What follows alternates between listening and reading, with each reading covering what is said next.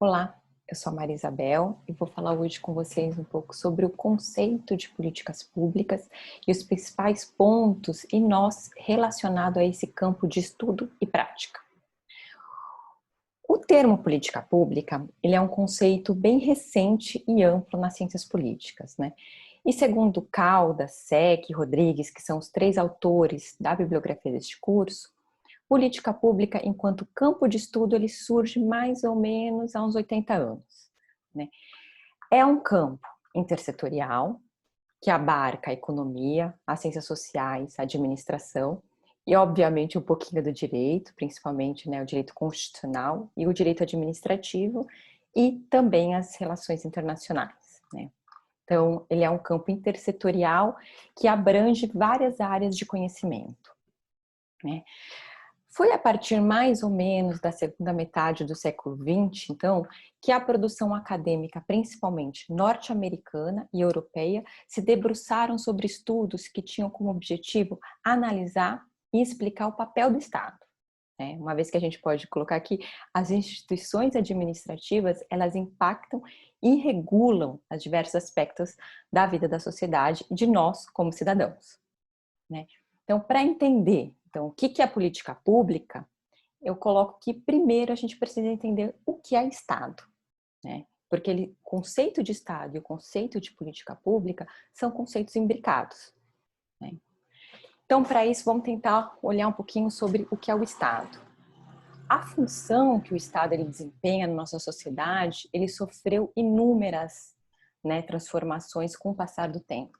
Então, como eu gosto sempre de lembrar, eu sempre bato nessa tecla, que o conceito de Estado ele foi sofrendo mudanças ao longo do tempo. Então, ele é um conceito que eu chamo de historicamente situado. Então, vamos primeiro tentar definir o conceito de Estado. Então, segundo Weber.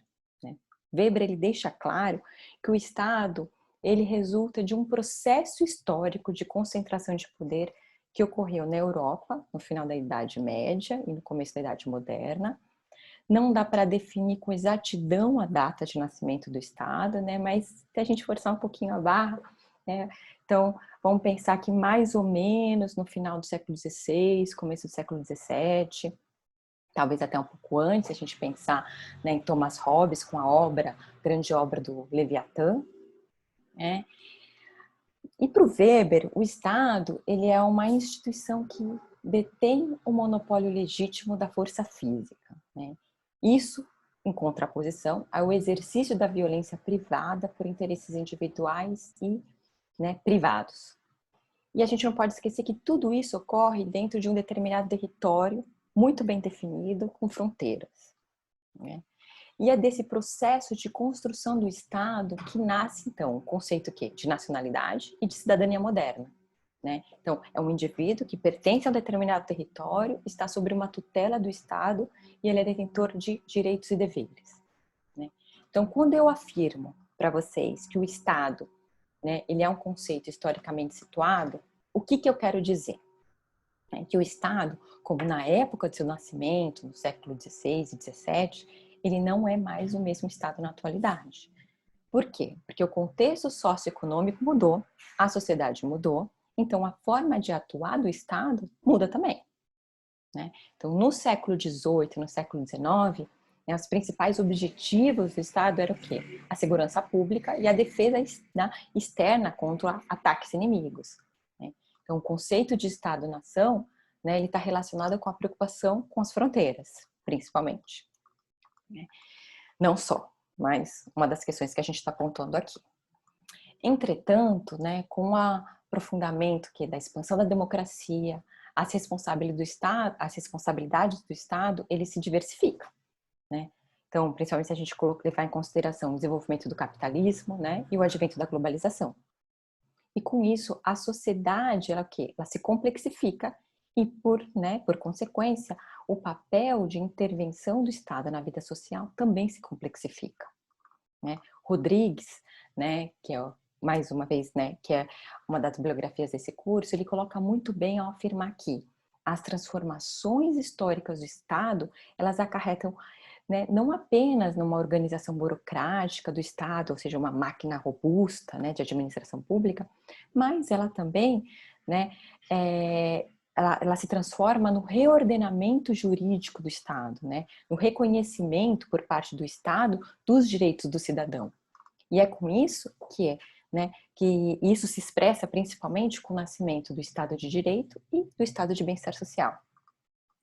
Então, para definirmos Estado, né, Estado contemporâneo, eu vou pegar emprestado o conceito do Robert Castell, do sociólogo Robert Castell, né, que o Estado contemporâneo é um Estado em rede, né? O atual contexto da globalização, da era da informação, desenvolvimento da tecnologia, do capital financeiro, da democracia, né? O que ele acontece? Ele enfraquece o poder unitário do Estado, né? E ele cria novas formas de distribuição do poder, né? O que exige, então, uma articulação do Estado com atores supraestatais, né? Como a ONU, a OMS, a FMI, né? Ficou muito claro agora nessa pandemia o papel da ONU, da OMS, né? Então, e também da articulação do Estado com organizações não governamentais e da própria sociedade como um todo, né? Principalmente se a gente falar aqui de uma sociedade democrática, né, em que a participação social ela faz parte de um processo do arcabouço governamental, né? Vocês verão isso, né, com mais profundamente na aula sobre atores sociais, né? Bom, para atingir, né, então, os resultados de diversas áreas, promover o bem-estar social, né, os governantes, né, os governos, o Estado, eles utilizam o quê? Também das políticas públicas como uma forma de ação e de intervenção na sociedade, de administração desse contexto, né, social. Então, você deve se perguntar, então, mas o que é política pública? Né? O termo política pública, ele vem do inglês, né, policy. Né? Então, esse termo, ele trata o conceito de política pública como algo concreto e que tem relação com as definições e ações da política. Então, dessa maneira, então, política pública trataria do conteúdo concreto e simbólico das decisões políticas. Né? O Leonardo Seck, ele afirma que no campo das políticas públicas, né, como qualquer outro campo, ele é um campo que há disputas, né? E, portanto, não há um consenso sobre a definição desse conceito, né? Então, ele aponta 3 divergências, eu vou trazer 2 daqui que são as que eu considero mais importantes para a gente discutir e que são importantes para a gente conseguir definir o que é esse conceito. Então, a primeira divergência, ela está relacionada com quem faz a política, né? Então, há 2 abordagens sobre isso. Então, a abordagem dos pensadores estatistas, né, como Howlett, Ham, Spur, né, dentre outros, né, que consideram o campo das políticas públicas, né, a política pública em si, como monopólio das instituições estatais. Ou seja, só o Estado formula e implementa a política pública. Já a segunda abordagem, a abordagem multicêntricas, como Polanyi e Ostrom, eles consideram que as organizações privadas e as organizações não governamentais, né, ou seja, uma rede de atores, né, de protagonistas, eles são capazes de tomar decisão junto, em conjunto, né, com o Estado, dentro de dentro de regras de um aparato institucional legal do próprio Estado. Né? Então, esses multicêntricos, eles atribuem o adjetivo público, né, a uma política enquanto um problema que ela enfrenta é um problema público. Né? Já o primeiro, os estatistas, eles consideram o público porque ele é estatal. Então, não é que eles não acreditem que os outros atores eles não tenham a capacidade de influenciar o Estado, né? Mas para eles é apenas o Estado que tem poder de tomar decisão. Eu, particularmente, né, compartilho da visão do SEC de que, do ponto de vista normativo do Estado, a gente deve cada vez mais reforçar o papel do Estado. Mas, também, acreditamos que o Estado ele não é o único protagonista na elaboração das políticas públicas. E isso tem a ver com o que a gente acabou de definir, né, o que é o Estado moderno. O que é o Estado contemporâneo, desculpa. Né, que o Estado contemporâneo é um Estado em rede. Né, que enfraquece o poder, né, unitário do Estado. E o Estado tem cada vez mais, né, trabalhar com uma rede e articular com outros atores, né, sejam eles supraestatais, sejam eles, né, não governamentais e privados. Mais uma vez, quero frisar que isso não quer dizer que a gente não tenha cada vez mais que reforçar o papel do Estado. Né? Mas o Estado ele não governa sozinho. Bom, o segundo ponto, né, segundo ponto de divergência que o SEC apresenta é referente a uma discussão se a política pública ela é apenas o quê? Diretrizes macroestruturantes ou ela é um conjunto de ações e programas, né? A primeira interpretação é de que a política pública são apenas diretrizes estruturantes, né? Ou seja, os planos operativos, os planos de ação, os programas, eles são apenas planos operativos e eles não podem ser considerados políticas públicas, né? A segunda visão é de que as políticas públicas são tanto diretrizes estruturantes, ou seja, níveis estratégicos, quanto diretrizes intermediárias e operacionais.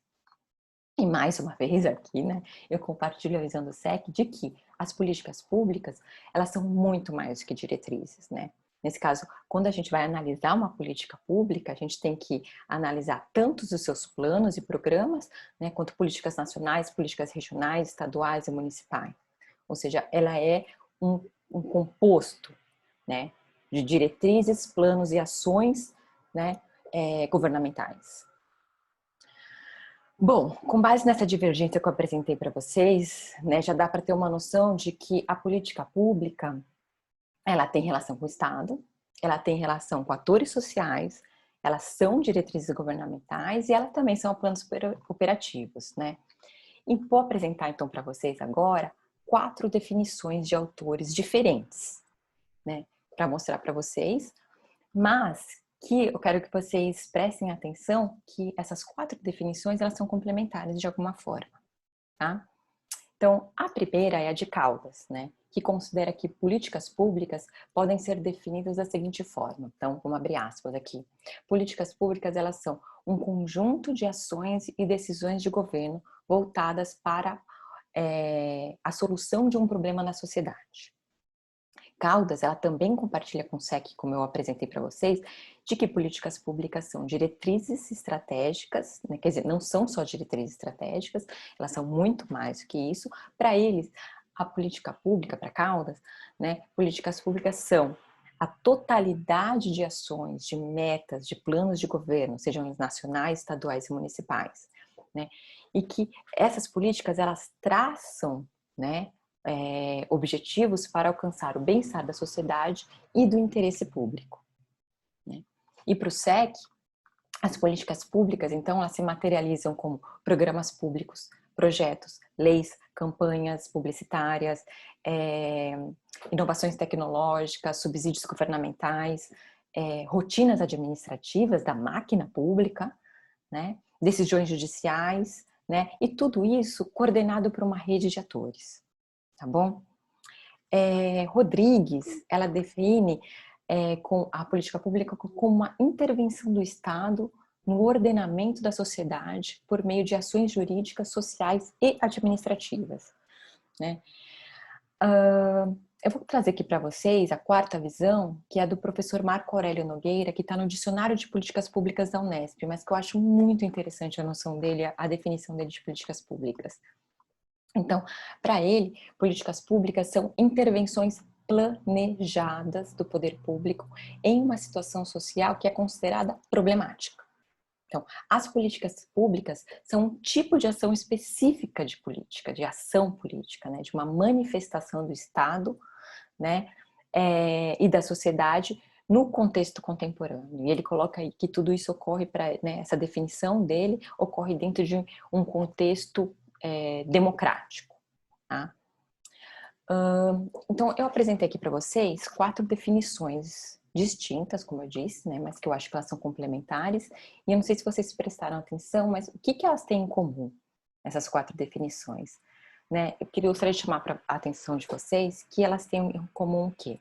Que política pública tem relação com a resolução de um problema que é público, né, principalmente para alcançar o bem-estar da sociedade e do interesse público, né?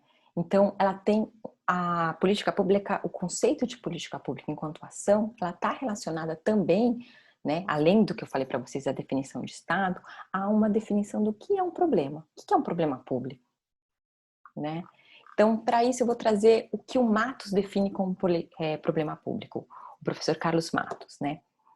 O problema é uma situação, né, em que ela não está conforme um pensamento, uma ideologia, um interesse, um valor, né, e que incomoda um ator social, né, um governante, não só um governante, pode ser, né, um cidadão, como eu falei para vocês, né, um órgão, uma instituição, né, e que de forma bastante livre, né, esse é um problema público e ela tem a ver com com uma política pública, né, ela está relacionada ao ato de governar, do Estado que cria uma ação para atacar essa situação que ele não está considerando, né, satisfatória, digamos assim, né? Então, ela está, de uma forma bastante livre, a gente pode dizer que o ato de governar, então, é resolver algum problema que afeta o cidadão, né? E resolver problema, então, é dissolver essa situação problemática da realidade social, tá? Seck aponta que é uma questão muito importante aqui, né? De que o problema ele só se torna público, né, quando o ator político considera esse problema público, né? Ou seja, uma situação inadequada, né? E ele só se torna público porque ele é relevante para a sociedade, porque ele é relevante para o coletivo, né? Caldas afirma também, que eu acho bem importante trazer para vocês essa definição dela, então, que as ações que os dirigentes públicos selecionam, né, são aquelas com que eles entendem, né, que são demandas ou expectativas da sociedade, que eles entendem que são prioridades naquele exato momento, né. Bom, então a gente viu que política pública, ela visa o quê? O bem-estar da sociedade, né. E agora eu coloquei mais uma questão para vocês, que Caldas coloca que política pública é o que o governo considera como um problema, né? O que o governo considera como uma prioridade.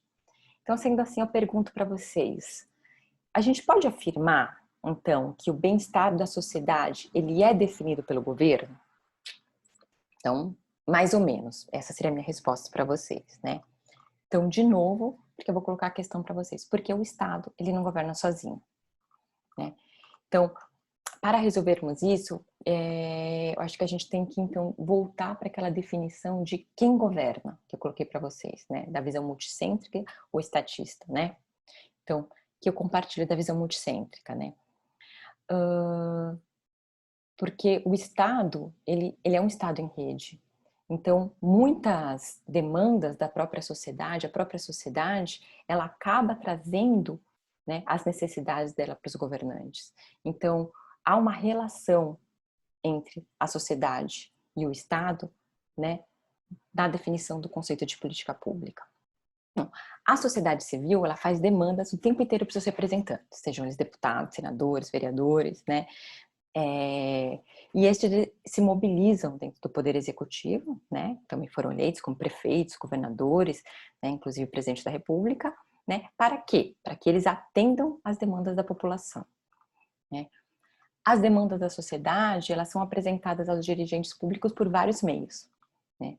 Por grupos organizados, né? Principalmente que a gente pode chamar de organização da sociedade civil, né? Através de sindicatos, de entidades de representantes, de representação empresarial, né? De associação de moradores, de associações patronais, de ONGs, né? E através também, hoje em dia, que a gente não pode, né, esquecer das redes sociais, da mídia, passeatas, protestos, né? Então, a sociedade contemporânea, hoje, ela se caracteriza por uma diversidade muito grande, né? Tanto em termos de idade, religião, etnia, língua, renda, profissão, valores, aspirações, interesses, né? Então, a sociedade, ela não é um grupo homogêneo, né? E por isso as demandas sociais são muitas, né? No entanto, né, cabe frisar que os recursos para atender todas essas demandas da sociedade, elas são escassos, né? São limitados, né? E como consequência disso, os bens e serviços públicos desejados por esses diversos grupos e indivíduos, eles transformam o quê? Em motivo de disputa. E é dessa maneira que Caldas, né, ele coloca aqui, para aumentar a possibilidade do êxito, né, dentro dessa competição de grupos, né, os grupos que têm mesmos objetivos, eles tendem o quê? A se unir, formando né, criando uma força maior, né, para que as suas demandas entrem na agenda do governo. Então aqui eu trouxe mais uma questão para vocês, a agenda do governo, né? Então, se considerarmos que a sociedade ela tem uma capacidade, então, de influenciar a agenda do governo, ou seja, de pautar o governo, né? E, portanto, a formulação dessa política pública, a gente pode afirmar que, né, é na relação entre Estado e sociedade que se define, então, as situações problemáticas que exigirão, então, uma intervenção, né, do Estado, né, e até mesmo como que essa intervenção se dará, né? Então, mais uma vez eu coloco para vocês, relação entre Estado e sociedade, tá? Então, mas tudo isso, né, como eu coloquei para vocês, é conflituoso e é cheio de disputas, né? Então não é algo tranquilo, algo simples, né? O próprio contexto atual que estamos vivendo no Brasil mostra isso, né? Mas a gente também não deve imaginar que conflitos e disputas elas sejam algo negativo para a sociedade, né? Muito pelo contrário, os conflitos e as disputas elas servem como um estímulo para a mudança, né, para melhorias da sociedade. Mas, obviamente, né, deixar muito claro isso daqui, que se isso ocorrer dentro dos limites das leis, né, e que também não coloque em risco as nossas instituições políticas e democráticas, né? Isso fica muito claro. Todo esse conflito, então, ele faz parte de uma sociedade democrática, né? O conflito e as disputas fazem parte do processo, né, de construção da nossa democracia, né? Bom, posto isso, eu acho importante a gente incluir, então, mais uma definição de políticas públicas aqui, que ela é apresentada por Caldas, né? Então, as políticas públicas, elas são o resultado da competição entre os diversos grupos e segmentos da sociedade, né, que buscam defender e garantir os seus interesses, né? Esses interesses, eles podem ser específicos, como a construção de uma estrada, a construção de uma escola, a organização da coleta seletiva de um bairro, por exemplo, né? Ou também ela podem ser interesses mais gerais, como, né, demandas por segurança pública, melhoria da condição de saúde, qualidade da educação. E cabe ao formulador, né, de políticas públicas, então, conseguir perceber e compreender e selecionar, então, né, dentre essas diversas demandas, quais serão atendidas, né? Então, compreendidas essas diversas demandas, essas diversas expectativas da sociedade, então ele vai fazer uma seleção de prioridade, né? E em seguida, então, oferecer uma resposta através de uma política pública. Então, após definir um problema que vai ser atacado, né, tendo identificado, ou seja, esse problema e entrado na agenda do governo, então vem a necessidade da segunda fase, então de um diagnóstico desse problema, né? O diagnóstico, ele serve para a gente identificar as causas desse problema e, consequentemente, a gente identificar, então, quais são as possíveis soluções, né? É uma coisa que é muito, né, muito importante. Quanto melhor o entendimento das causas, né, maior vai ser a probabilidade, então, de uma política pública bem formulada e, portanto, também vai ser maior a probabilidade de sucesso dessa política pública, né? Há várias metodologias de diagnóstico desse problema, né? Então, a mais utilizada na administração pública brasileira, e a que eu gosto de indicar, que eu acho que ela é um exercício muito bacana e que facilita muito a gente identificar as causas do problema, é a árvore de problemas, né? Essa é uma etapa da metodologia de planejamento estratégico do ZOP, né? E ela é muito utilizada principalmente nas construções de programas, né, dos PPAs, os planos plurianuais. Uma outra coisa importante de a gente falar é que o exercício dessa árvore, ele é importante ser feito por um grupo de todos os atores que são envolvidos nessa política, né? Porque quanto maior a diversidade de pessoas, né, analisando em conjunto as causas desse problema, há também uma maior chance de depurar o problema, né, de conseguir chegar realmente na causa dele, né. Então, essa depuração desse problema, ele permite, então, um diagnóstico também de todos os atores que estão envolvidos, né? E também na identificação se eu, enquanto, né, governante, enquanto formulador dessa política pública, se eu vou ter governabilidade para atacar esse problema, né? Ou mesmo com quem que eu vou ter que negociar, né? Isso é uma questão que a gente precisa levar em consideração, porque às vezes a gente formula achando que a gente vai conseguir atacar aquela causa e tem tantos atores envolvidos ali, tantos interesses, que a gente não vai conseguir. Ou seja, eu não tenho governabilidade para isso. E para ter governabilidade, com quem eu vou ter que conversar, com quem eu vou ter que negociar? Então, para isso é necessário, então, né, um diagnóstico do contexto e da situação, né, em que esse problema está inserido.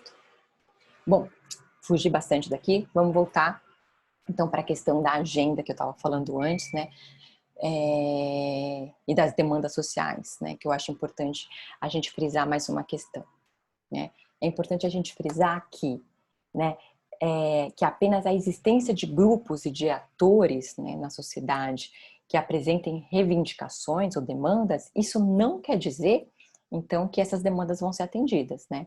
É necessário, mais uma vez, que o problema público, ele faça parte da agenda política, né? Ou seja, que ele chame a atenção das autoridades do Poder Executivo, Legislativo, Judiciário, né? Ou seja, chamando a atenção, né, que ele entre nessa agenda política, né? E isso tem relação também com as próprias aspirações, com as próprias ideologias do governo que vai estar em questão, né? Né? Acho que a gente pode colocar aqui como um exemplo, né, a própria vacina do combate ao Covid que a gente está vivendo hoje, né? Então, a vacina, ela não estava, né, na agenda do governo federal, né? Ela estava na agenda dos governos estaduais e municipais. Houve pressão da mídia, houve pressão de organismos paraestatais, né, como a própria OMS, e também houve uma pressão por parte da sociedade, né? Isso fez com que entrasse, então, na agenda governamental e, portanto, né, que realizassem, elaborassem, né, um plano de vacinação nacional e mesmo a busca pela compra dessas vacinas. Ou seja, com isso entrou na agenda do governo, né? Bom, em resumo, né, as demandas, elas viram um problema público, ou seja, elas são selecionadas quando elas entram na agenda do governo, né? E a agenda é a primeira fase das políticas públicas, né? Como vocês vão ver, né, as diversas fases das políticas públicas. Bom, falei bastante aqui para vocês de vários conceitos. Então, falei para vocês de atores, falei para vocês da tomada de decisão, de conflitos, de jogos de poder, né? E todos esses conceitos, eles foram alvo de estudos da literatura de políticas públicas. Eu acho que então vale a pena a gente sintetizar um pouco essa literatura para a gente entender como esse campo foi sendo construído.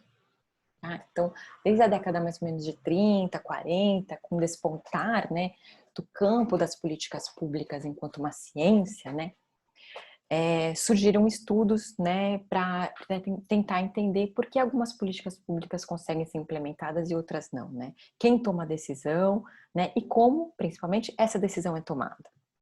Então, o campo de políticas públicas, elas contam com 3 grandes pais, né, que é o Laswell, o Lindblom e o Easton. E eu gosto aqui de acrescentar, né, um quarto, que é o Robert Down, né? Laswell, ele publicou a primeira obra sobre esse assunto, a primeira obra sobre políticas públicas, né? E ele introduziu o conceito, né, a expressão de análise de políticas públicas, ainda, né, para vocês pensarem, ainda mais ou menos na década de 30, né? E esse conceito, ele buscava conciliar o campo científico e o campo acadêmico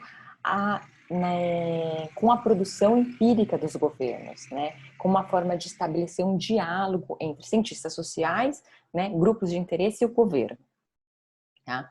Ele considerava que a busca por explicações e interpretações sobre como as políticas públicas são formatadas, o que o governo faz, né, que tudo isso era uma tarefa científica de pesquisadores, né?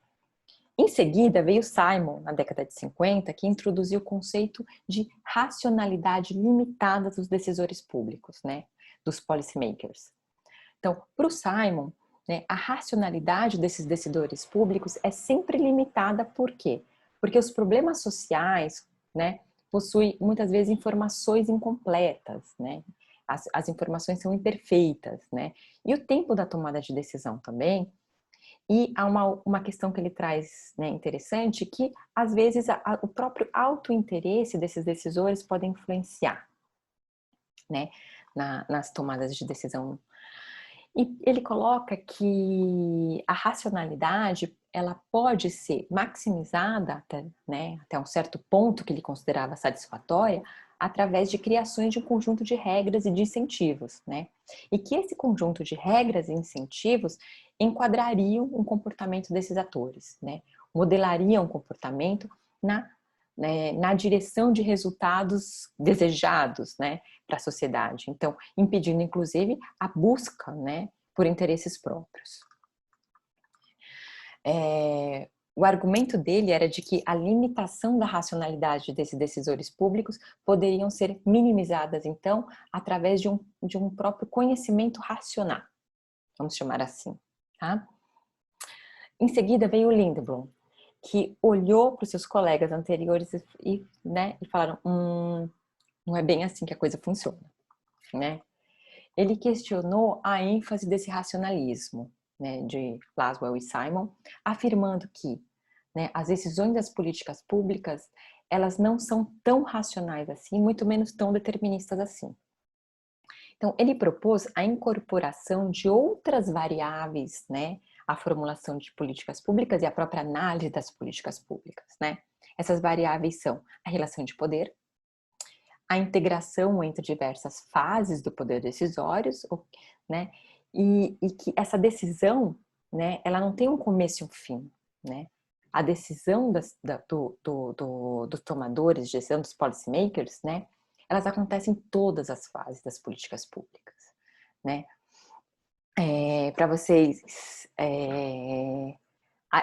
entenderem que essas fases, né, da política pública, elas não são estanques, né? Então, vamos lá, entrou na agenda, eu formulei, né, eu implementei, e depois eu vou acompanhar e depois eu vou avaliar, né? Não é, as coisas não são tão regradinhas dessa forma, né?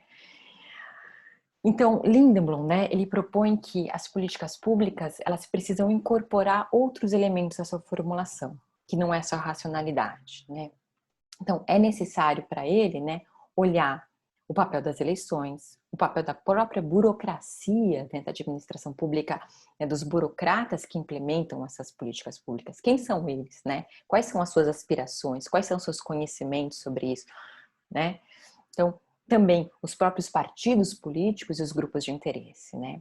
Então, para ele é algo muito mais complexo do que apenas essa racionalidade de Simon, né? Ou seja, esse conjunto de regras e incentivos não dá conta de explicar, ou mesmo de enquadrar e com uma metodologia própria da construção de política pública, né? Ou seja, o campo da política pública ele é conflituoso, ele não é tão determinista assim como os autores anteriores colocaram, né? Em seguida veio Whiston na década de 60 e ele dá um passo ainda maior que o Lincoln, né? Ele contribui para a área ao definir política pública como um sistema, ou seja, né, há uma relação, é um sistema com a relação de formulação, resultados e ambiente, né? Para o Winston, as políticas públicas elas recebem inputs dos partidos políticos, das mídias, dos grupos de interesses que influenciam em muitos resultados e efeitos da política pública, né? Então, mais uma vez, ela não é 100% racional e determinista. Então, há todo um contexto, né, que deve ser levado em consideração, né? A ideia de um sistema é de que todas as fases e todos os atores eles estão interligados, né? Isso é maravilhoso para a gente entender o quão complexo é as políticas públicas, né?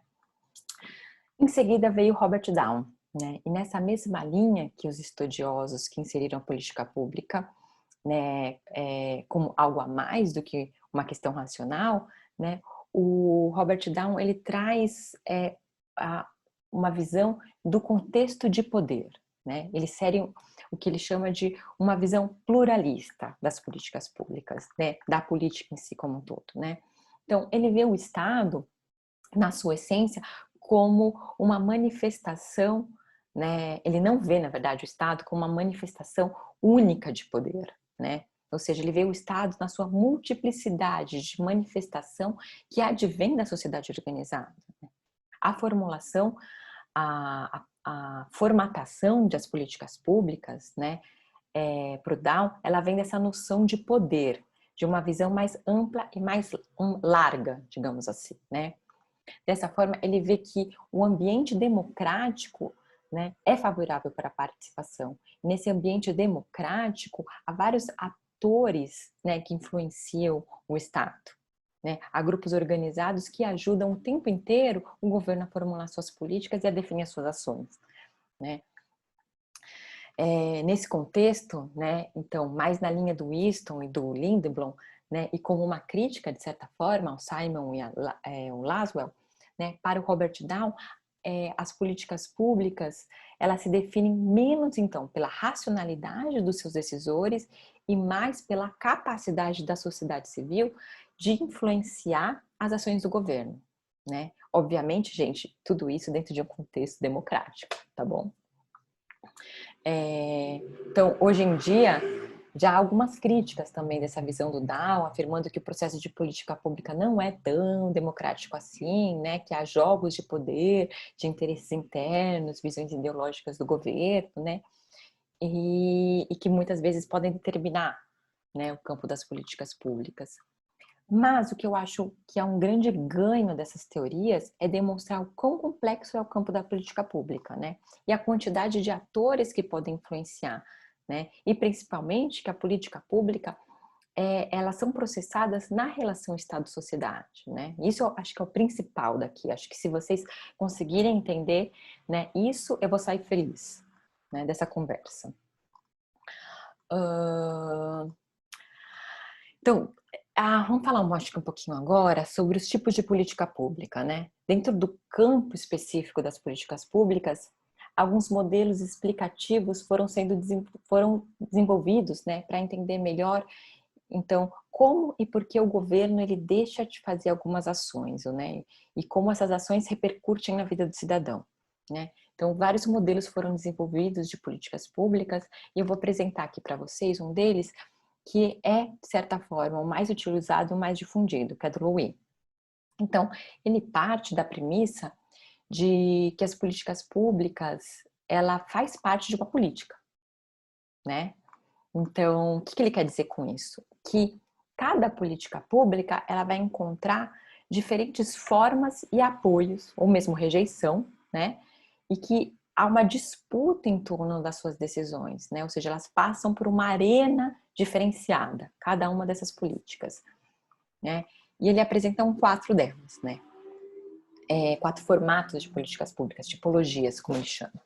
Então, a primeira dela é a política distributiva, né?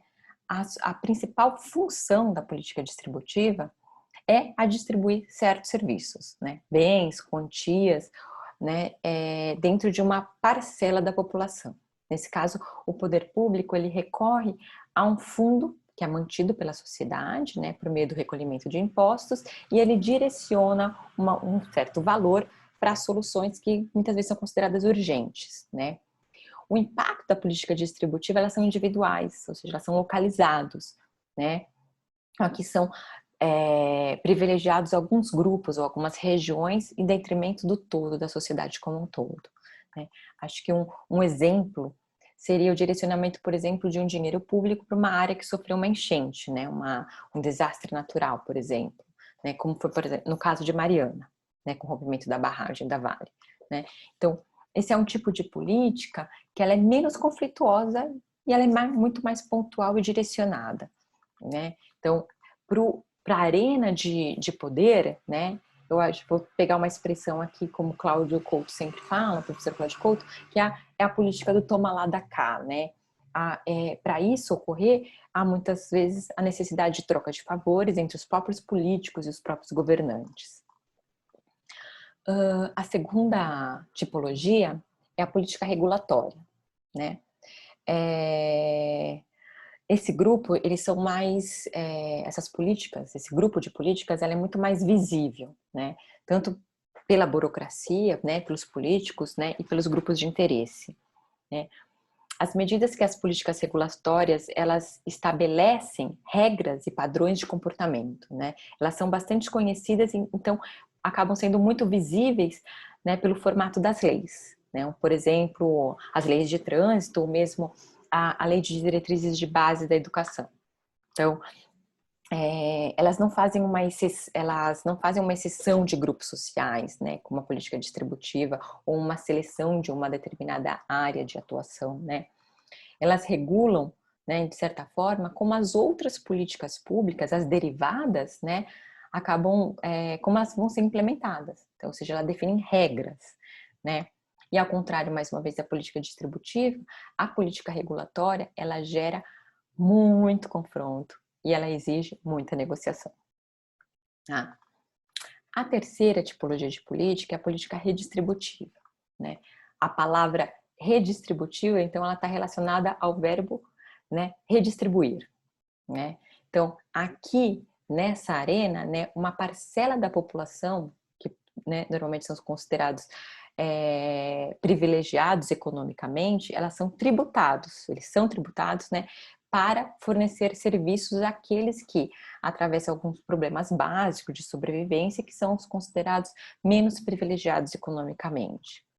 Então, a maior, né, a maior e melhor fonte para essa política pública muitas vezes são os impostos, né? Por exemplo, como o próprio imposto de renda, né? Ou mesmo o pagamento do IPTU, né? Das casas que são situadas em bairros mais nobres, mais luxuosos, que têm uma infraestrutura muito maior, né? Elas são tributadas, enquanto outras casas de outros bairros sem infraestruturas, que são casas muitas vezes consideradas em bairros com menos desenvolvimento de uma infraestrutura, então essas casas elas não são tributadas. Tá? Um outro exemplo, acho que dessa política pública que é muito conhecida, por exemplo, é o Bolsa Família, né? Que visa amenizar a desigualdade social, né? E ajudar uma população que está em situação de extrema pobreza, né? Ou seja, é uma política de redistribuição da renda. E normalmente, como vocês podem, né, lembrar das próprias críticas ao programa Bolsa Família, ela é uma política que gera muito conflito, né? E que muitas vezes elas são políticas muito criticadas por uma parte da população que não concorda. Bom, um último tipo, que é o das políticas, o último tipo de política, de acordo com o Luiz, são as políticas constitutivas, né? Essas lidam, né, com procedimentos, né? Elas falam a respeito da própria criação de outras políticas, né? Como o próprio nome constitui, né? Então, por exemplo, são políticas que estabelecem e distribuem as responsabilidades entre as esferas governamentais, entre o município, estado, governo federal, né? Elas estipulam competências e formas de participação da própria sociedade nessas ações também. Então, basicamente, a gente pode dizer que as políticas constitutivas, elas regulamentam a própria criação de outras políticas públicas, né? E no termo da arena da política, né, elas geram também muita negociação entre os partidos e grupos de interesses, né, principalmente no legislativo. Bom, espero que tenha ficado claro, então, essas quatro tipologias de políticas e ficado claro também, que eu acho que é importante para vocês, como essas arenas, elas geram conflitos, geram negociações, né? Elas geram a necessidade, muitas vezes, dessas negociações. Né? Então, por isso que eu fui aqui para vocês frisando, né? Essa aqui gera mais, essa gera menos, exatamente para chamar a atenção de vocês, como a constituição de uma política, ela é algo complexo, né? Não é algo definido simplesmente por um único ator, né? Em resumo, né? O que eu quis levantar aqui para vocês, né? Então, sobre as políticas públicas, é que o conceito de política pública, ele não tem um consenso, né? Então, mas todas as linhas que vão falar sobre políticas públicas, elas partem, né, da crença de que as políticas públicas, elas envolvem a produção de bens públicos, né? Então, o caráter público está no fato, né, de visar um bem coletivo, né, de também ser algo mandatório e positivo, né, por ela ter uma relação com o próprio Estado, né, acima de tudo. Né? As demandas e os problemas públicos, né, que são foco das políticas públicas, eles podem ter origem em vários pontos, né? na sociedade civil organizada, como eu coloquei para vocês, na própria administração pública, gerada pela própria burocracia estatal, pela máquina administrativa, né? Elas podem ser geradas pelas pressões de organismos internacionais, paraestatais, podem ser colocadas na agenda através da mídia e do próprio mercado, né? Então, a força do próprio capital é algo que a gente não deve menosprezar ao analisar as políticas públicas, né? E a própria relação entre Estado e sociedade, como eu coloquei aqui para vocês várias vezes, né? É na relação entre Estado e sociedade que se define, né, as políticas públicas, né? Então, nesse sentido, pode-se concluir que as políticas públicas, elas estão diretamente associadas às questões políticas e governamentais, mediante a própria relação entre Estado e sociedade, né? O campo das políticas públicas, ele é, né, invariavelmente o campo de conflito e disputas. Eu tentei várias vezes frisar aqui isso para vocês, né? Então, ele requer a articulação entre diversos atores políticos e sociais, né? E muitas vezes também atores privados, né? As demandas são muitas, né? Da sociedade, como eu coloquei para vocês, né? A sociedade, ela é caracterizada pela sua multiplicidade, né? Mas os recursos são escassos, né? Principalmente em um país como o nosso, no Brasil, né? Onde onde ele é marcado por uma grande desigualdade social, né? Então a gente também tem que levar em conta, né, que além da questão da desigualdade social, então a ideologia, né, de várias classes sociais que muitas vezes podem fazer demandas que são contrárias, né? Então tudo isso é levado em consideração, né, na hora que alguma demanda entra na agenda, né, do governo, e também tem uma relação com a própria ideologia do governo que está em questão, tá? Eu acho que, vamos abrir um parênteses aqui, né, que a análise de todos esses atores que compõem a arena política, então, ela é extremamente importante, principalmente duas fases da política pública, né? Na formulação e na implementação, né? Então, esses atores, eles precisam ser levados em consideração nessas duas fases. Então, para que também não ocorra uma própria formulação, desenho de uma política pública, né, descolado de uma realidade, um desenho muito determinista que depois a gente não consegue implementar. Acho que já estamos, né, como cidadãos cansados de ver muitos planos lindos de políticas públicas que não conseguem ser implementados, né, ou mesmo eles são implementados, mas os seus resultados não são, né, não são desejados, os resultados que eles geram não são os resultados esperados, né, na formulação dele, né? Então, por isso que dentro das fases da política pública, a fase de formulação e implementação, elas são cruciais, né? Então, é isso que eu queria levantar para vocês. Espero que tenha ficado claro muitos pontos, e eu estou à disposição para quem quiser conversar, quem quiser tiver dúvidas. É isso. Um abraço e bom curso para todos.